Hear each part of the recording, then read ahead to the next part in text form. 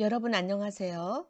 오늘은 중학교 2학년 2학기 국어 3단원 설명과 이해 소단원 1 설명 방법 파악하며 읽기를 공부하도록 하겠습니다. 자, 여러분들 교과서 136쪽이고요. 오늘은 설명문에 쓰이는 다양한 설명 방법들을 자세히 알아보도록 하겠습니다.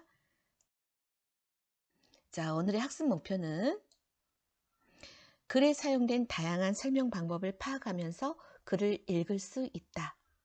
여기서 읽는 글은 설명문이 되겠죠. 그래서 설명문에는 다양한 설명 방법이 사용되는데 우리가 그것을 파악하면서 공부하는 시간이 될 거예요.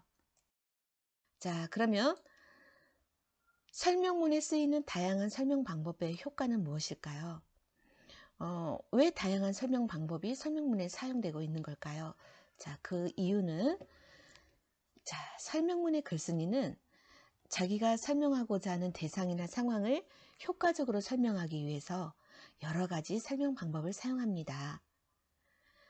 그리고 설명문을 읽는 독자들은 그 사용된 여러 가지 설명 방법을 통해서 글쓴이가 설명하는 대상이나 상황을 쉽게 이해할 수 있는 거예요. 자, 그러면 설명문에 쓰이는 다양한 설명 방법 하나씩 알아볼까요? 자, 제일 먼저 정의라는 설명 방법은 우리가 가장 많이 보는 설명 방법인데요.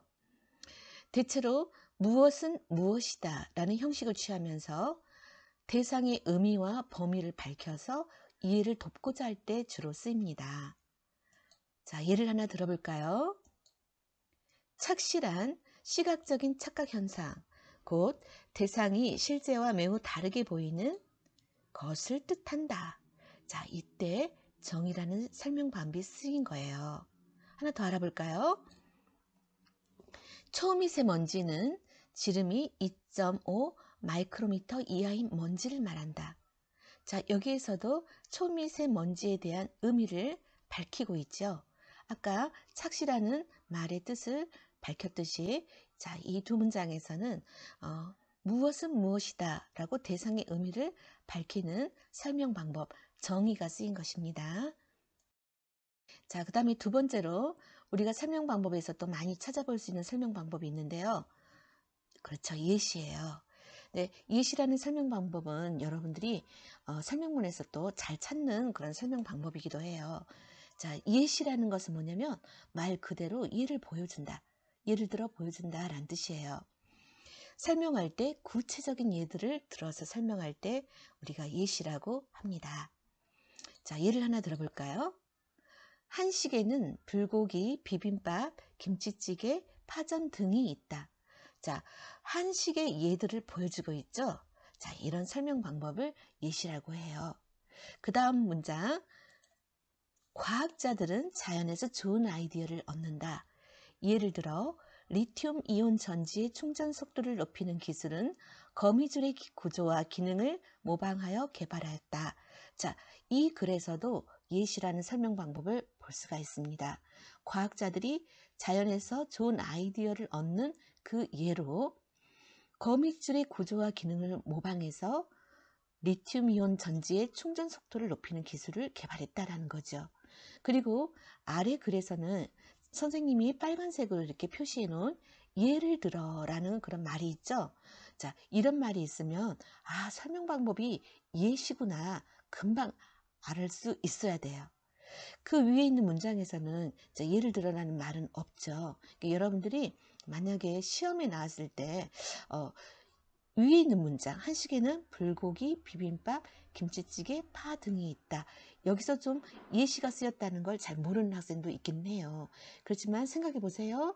한식의 예를 들어서 설명하고 있죠. 그래서 첫 번째 문장에도 예시가 쓰였고, 이제 두 번째 글에서는 예를 들면, 예를 들어 이런 말이 있으면 무조건 설명 방법은 예시예요.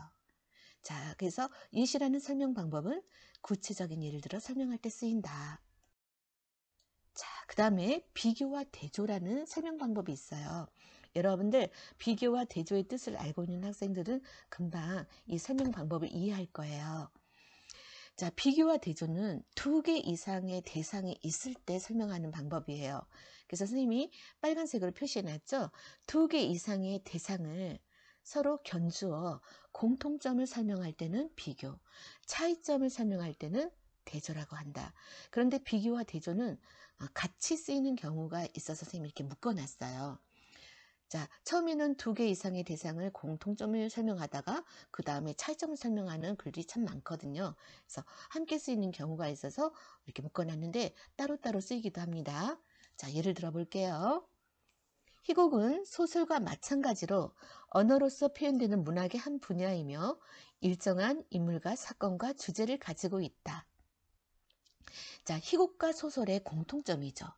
자, 이런 설명 방법, 공통점을 설명했기 때문에 비교라고 합니다.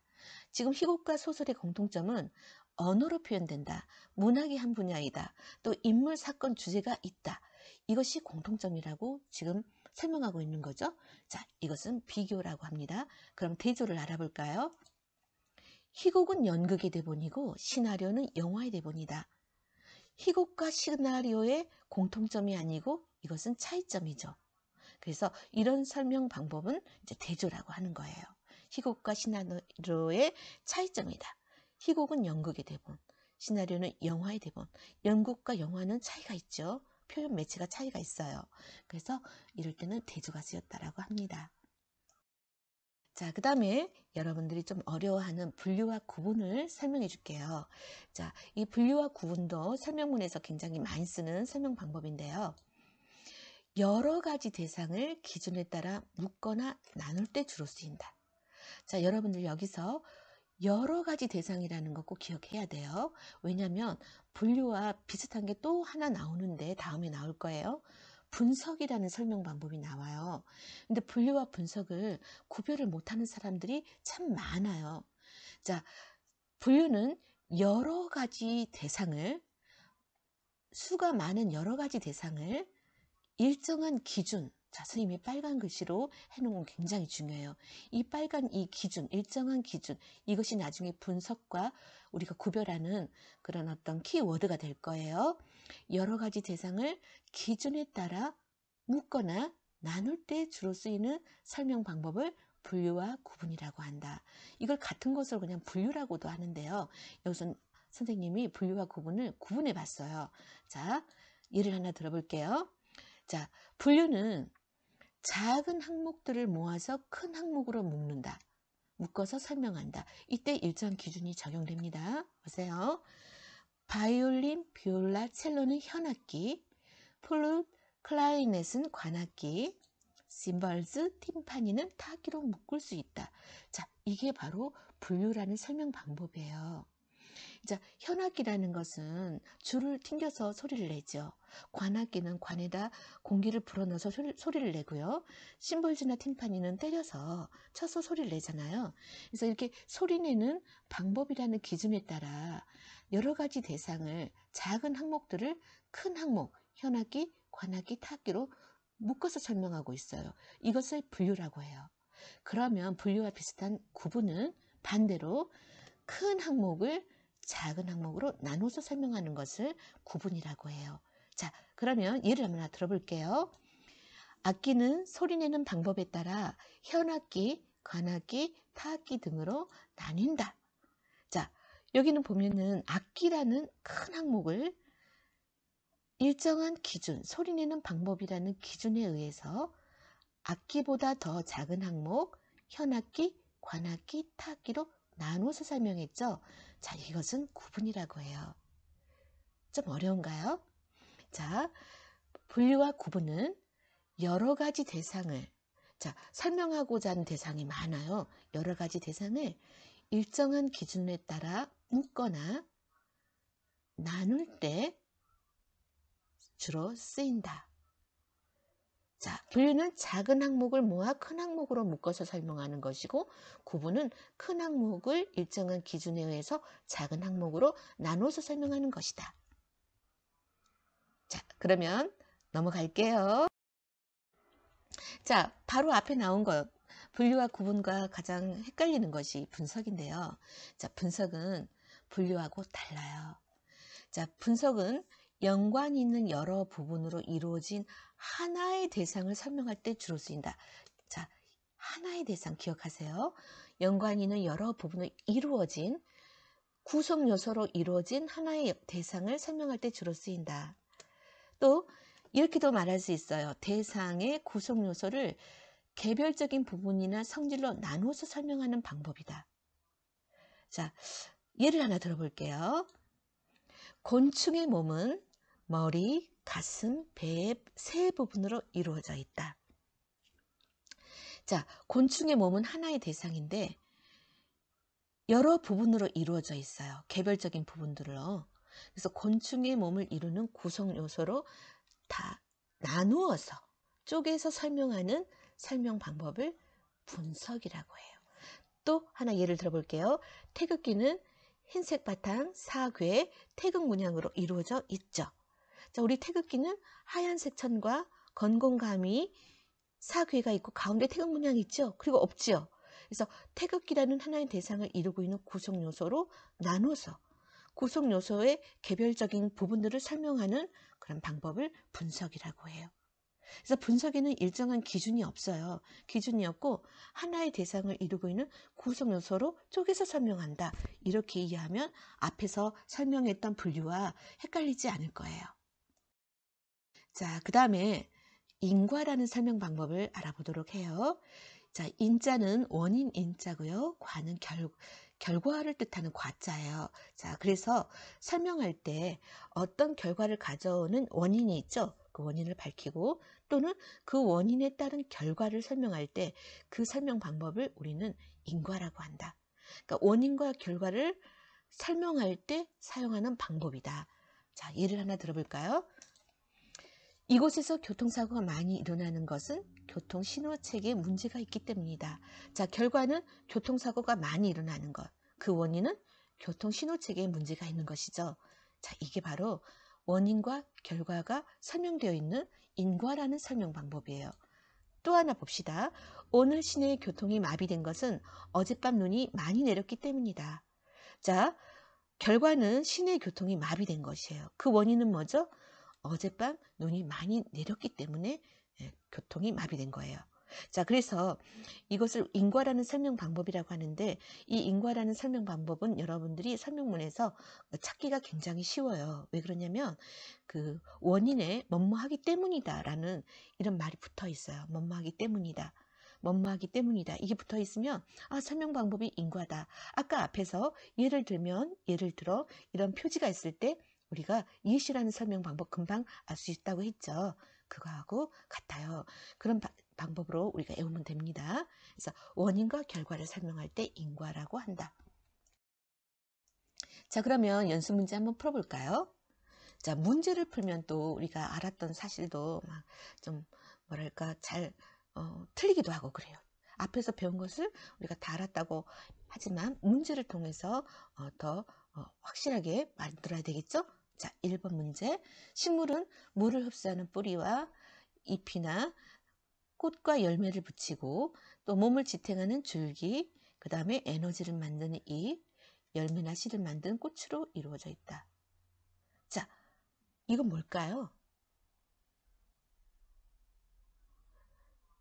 식물을 이루는 구성 요소를 다 쪼개서 설명하고 있죠? 분석이에요. 그렇죠. 잘했어요.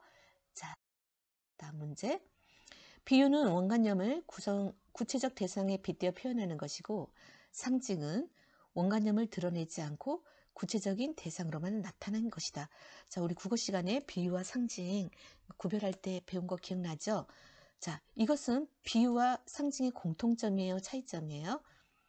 그렇죠. 차이점이에요. 그래서 설명 방법은 대조라고 할 수 있어요. 비교와 대조 그렇게 해도 돼요. 하나만 말해라 그러면 대조라고 말해야 되겠죠? 고래, 토끼, 원숭이는 포유류에 속하고 개구리, 두꺼비, 도룡뇽은 양서류에 속한다. 이 설명 방법 뭘까요? 자, 일정한 기준에 의해서 나누죠. 포유류라는 것은 젖먹이 동물. 양서류는 뭐예요? 물과 육지에서 다 살 수 있는 동물이에요. 자, 그러면 일정한 기준에 따라서 작은 항목들을 큰 항목으로 묶었죠? 그렇죠. 분류예요. 잘했어요. 그 다음에 4번. 4번 쉽다. 내가 장염에 걸린 이유는 다 나왔네요. 상한 음식을 먹었기 때문이다. 인과. 자, 결과가 뭐예요? 장염에 걸린 것. 원인은 뭐예요? 상한 음식을 먹은 것. 자, 5번. 이게 뭘까요? 어떤 설명 방법이 쓰였을까요? 저작권은 인간의 사상 또는 감정을 표현한 창작물인 저작물에 대한 권리를 말한다. 뭐가 쓰였을까요? 저작권의 뜻이죠? 정의예요. 자, 대상의 구체적인 개념, 대상의 정확한 뜻, 이것을 설명하는 방법을 정의라고 해요. 자, 마지막 문제예요. 사람들이 많이 기르는 반려동물에는 개, 고양이, 햄스터, 새, 열대어 등이 있다. 금방 알았나요? 반려동물의 예들을 쭉 말하고 있죠? 그렇죠. 예시. 자, 여기 쓴 설명 방법은 예시랍니다. 잘했어요. 그러면 다음 시간에는 우리 교과서에 나오는 정전기가 겨울로 간 까닭은이라는 설명문을 읽어오세요. 그 읽고 나서 설명 방법이 어떻게 쓰이고 있는지 우리가 찾아볼 거예요. 자, 그러면 다음 시간에 또 만나요. 안녕.